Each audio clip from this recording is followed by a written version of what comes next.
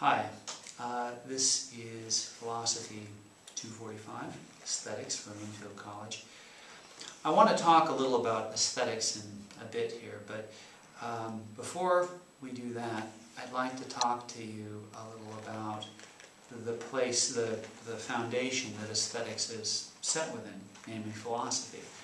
And specifically, I want to talk about what philosophy is and what it isn't, because it's getting an understanding of that that's going to help us begin the study of aesthetics generally. So, let me say a little about that.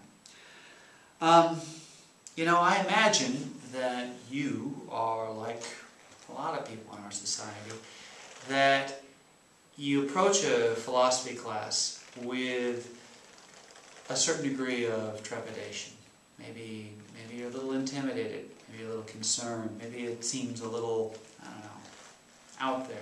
You're not quite sure what to make of it. Yeah, you're looking forward to it. Yeah, it's interesting. Yeah, I like ideas. Yeah, I like to think about art and what this means. This all sounds very intriguing.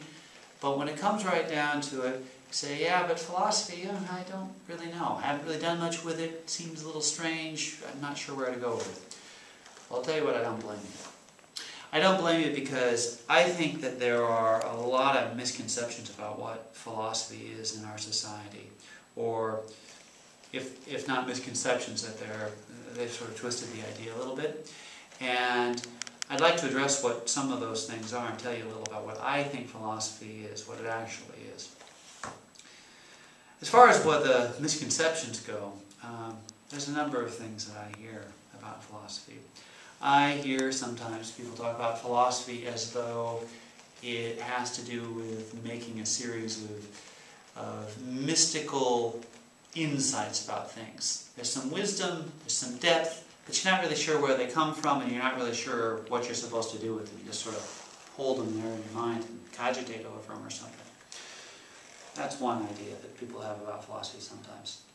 Another thing that you hear about philosophy, this comes largely from the discipline, the academic discipline of philosophy itself, that it's a series of rigorous and often tedious exercises in argumentation and logic, working through x equals y equals z of this point and this point and this point. So much so that you look at philosophy and sometimes it almost seems interchangeable with science or even math. Certainly an element of that sometimes in philosophy.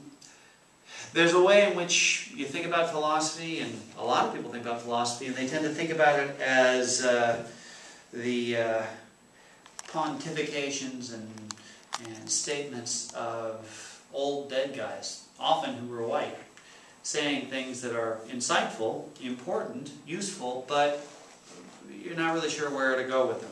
Yeah, that's great, and maybe it made sense 350 years ago, but I don't know what I'm supposed to do with it. So you got that. You got the mysticism, you got the logical rigor, you got the old dead guys saying insightful things, and then you got the general idea that philosophy is a set of a person's beliefs and opinions and sort of what they hold to be important, right? And that's interesting, but that's what they say, and that's pretty much where it starts and ends. Well, I'll tell you what, I think all of these ways of thinking about philosophy they have a grain of truth in them. They've got something to them with regard to that. But as much as they have a grain of truth, that grain of truth is encased in a shell of obscuration, and it really needs to be addressed if we're going to get to what philosophy actually has to offer. Because the consequence of these ways of thinking about philosophy is that people think that philosophy is intimidating.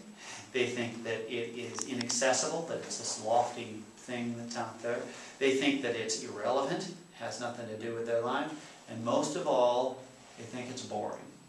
And I gotta bet that there are a few of you out there that are in one, or at the very least the last of all of those groups, right? That it just doesn't have those things. Well, obviously I don't think that. That's why I do what I do. But it's incumbent upon me to say a little bit about why I don't think that. So I'll tell you why I don't think that. If you ask me what philosophy is, like what do you mean when you say, okay, you teach philosophy, Seth, what's that have to do with? I'll tell you, I'm not sure, but I think that's a really interesting question. Because it is. One of the interesting things about philosophy is that it falls within its own scope, as it were, within its own field of consideration. And as a result of that, you'll hear a lot of different ways of trying to explain what philosophy is or what salient features of philosophy are at different times. But I'll tell you, there's one idea about philosophy. It's not a definition, really. It's a characterization, but it's one I came across probably about 20 years ago by a guy named John Campbell. He's a professor, at least he was a professor at Cambridge University. And it's a characterization that's really stuck with me. He said that philosophy is thinking in slow motion. And when he asked what's that mean, he says, well, when you philosophize, what you do is you take ideas that you ordinarily perform at very great speeds. So assumptions about things, inferences about things, beliefs about things, intuitions about things, judgments about things, right? These moves, your mind just goes pew, pew, pew, pew, pew, just does just like that with all this speed. It takes them and it asks sort of what the nature of these ideas are, what it is that allows them to be possible, what it is that warrants them, what it is that makes one idea lead to another, whether that makes sense, how that follows, why is it that it needs to be sustained. It breaks the ideas down in their basic parts by essentially analyzing them. And by looking at that, by looking at the structure, or what I'd like to say, the architecture of the idea, right? The way in which it's built up, the way a cathedral is built, right? With its arches and bows and corners and strengths and weaknesses. You can see both what its nature is, and from that, what its possibilities are. I think one of the things that I delight in most about philosophizing, not just in aesthetics, but in anything, is that when I take ideas, or when I see ideas that are worked through philosophically, quite often I end up with something that I didn't even realize I had in the first place.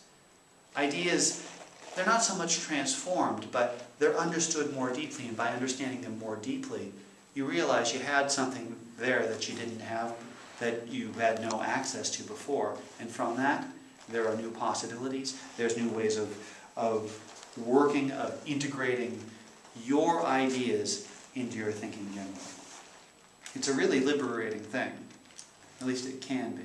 It doesn't have to be intimidating. It doesn't have to be boring. It doesn't have to be irrelevant. It doesn't have to be any of these things.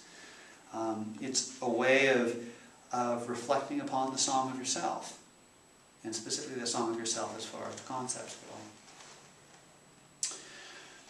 One more thing that happens with philosophy too that I think is probably important to consider is that when we philosophize, when we think in slow motion and look at the structure of these concepts, see what their nature is, and then see what their possibilities are, we not only are in a position to see the depths of ideas more effectively, we're also in a position where we can begin to consider the way that these ideas proceed and evolve between us. You got to remember that I don't think an idea is something that simply stays at one place at one time. Ideas proceed, and they specifically proceed through conversations, through discourse, through each of us saying one thing, taking it, considering it, reflecting upon it, offering our reflections back, and having another person or the first person take the idea and proceed forward from that, right? So that there's a way that we look at ideas, we look at their structure, we look at their possibilities, we express or reflect upon these ideas, and in this expression and reflection, in turn, transform and are transformed in these ideas. It's a way of evolving conceptually. And this, I suppose, is what's so liberating about it. There's something else I think that philosophy does too that's probably pretty important to consider with all of this, is that philosophy shows us, when we philosophize. We learn how to use questions carefully. And this is something that you're going to see, I think, throughout this course in more and more extensive ways. One of the things that we do with philosophy, maybe the first tool in our toolkit, is the capacity to make well-placed, thoughtful questions. To be able to use our line of thinking to look at a concept, right, almost like a frame, and then consider its structure from that particular perspective, and then use and have the question begin to get in and look at these intricacies. I'll tell you this: when you learn how to make a good question, not just any sort of question that you would shoot up, but a question where you can frame an idea so that you can look at these different dimensions and look at these different ideas, you can change anything. This is one of the central things that comes from philosophy. This is one of the most exciting things about it. And if you want, I was saying earlier about how possibility and liberation rise up with philosophy. That's the reason to do it. You want to find a place where that happens? It's there. It's in the power of a question. A well-crafted question. We're going to practice that in this class. It's what the picks are about. I'll say more about that later. But keep it in mind. Well-crafted questions. One of the central tools in the philosopher's toolkit. I think a second reason for doing philosophy isn't just to learn how to ask good questions and investigate these ideas. Another idea of it is learning how to say what we really think something is. I think it is very easy to believe that you know what you think just because you have an immediate flash of it in your mind. We all do that. I do that. Everybody does that. And it does seem obvious because that's what you immediately encounter. But ideas are deeper than that. The ideas you have in your mind are not just what is reflected on the first impression. In the same way that you look at a reflection on the water is not just the surface. The water has all this depth to it. Well, so it is with your ideas. The more you learn through questioning, through analysis, through reflection, through speculation, and through listening to these conversations that have taken apart these ideas in all these different ways and places, the more you get good at that, the more you are going to find that you can say precisely what you think. You are going to be amazed how much you can say about one little idea that at one time probably seemed so simple. That's just what it was. And it's not just what it was. There's all these different parts to it. It's just knowing how to do it, how to get at it. So this is another thing. There's one last thing, I think, that I would say why philosophy is important in general. In addition to being liberating, in addition to showing us how to use questions to get into ideas and figure out what's there, in addition to helping us say precisely what we mean and seeing all the depths and characteristics of ideas, in addition to all that, I would say it's unavoidable. It's unavoidable. You philosophize all the time. Now you might say, I'll tell you what, I don't philosophize all the time. I don't talk like those guys do. And I know plenty of people who don't. Well, no doubt about that. A lot of people don't do that. But I'll tell you what, anytime that you have ever wondered about anything, anytime that you have ever used language to try to express an idea or think that, yeah, this is, I guess, what I mean. Anytime you've asked, well, what exactly do you mean by that? Anytime you've done anything like that, and every human being at some point has done that. They may not do it much, and they may kind of go, take it for granted, but at some point, if they ever learned how to use language, they've done it. Then I would say that you philosophized. You may not have done it well. People generally don't do it well, especially if they don't practice it, but you've done it. You can't stop doing it. It's part of thinking, and in that sense, it is part of life. With this gray matter, you can't get away from it. You just can't. You might as well stop breathing. And I think that might be, even more than the freedom, that might be the most important part of this at all. you know, is that this is a part of you. This is upon you, whether you realize or not. And you're deeper than you think. One last thing I would say with this is that you might say, all right, well that sounds great, but why is it that when I read academic philosophy, the philosophy of reading these classes, it doesn't sound so inspiring? It doesn't sound like something where I'm actually getting into these ideas. Why does it seem, you know, this sort of rough, turgid, obscure it's like trying to look through brackish water. You just can't see into it. Why is it got to have so many 50-cent words and paragraph-long sentences? Why has it got to do that? Well, you got to realize this, that one of the things that, one and only one of many, but one of the ways that philosophy has proceeded is as an academic discipline. And this is helpful in a lot of ways. By being a discipline, it's allowed us to sharpen the details and meanings of our ideas that we might not have otherwise had. Like I said, one of the things that philosophy allows us to do is to get into what exactly we want to say. And using the rigor of a discipline, right? Using technical language, using jargon. If you use it carefully, if you use it well, it's like the scalpel in the hands of a surgeon. It can do exactly what you want it to do. It's a tool, right? And help us be clear in our ideas. And there's something else too. Remember that philosophy proceeds through conversation amongst everything else, right? Philosophy isn't just looking at the structure of these ideas. It's looking at the structure of these ideas, the architecture of these ideas, and then allowing for the evolution as we consider this architecture, yeah? Well, in doing that, quite often there's points within our philosophizing from very different times, from different cultures, that if we don't have a rigorous discipline to keep track of, we'll lose. I mean, we're starting out this class looking at Greek philosophy, right? Plato, Aristotle, Hellenistic thinkers, Plotinus.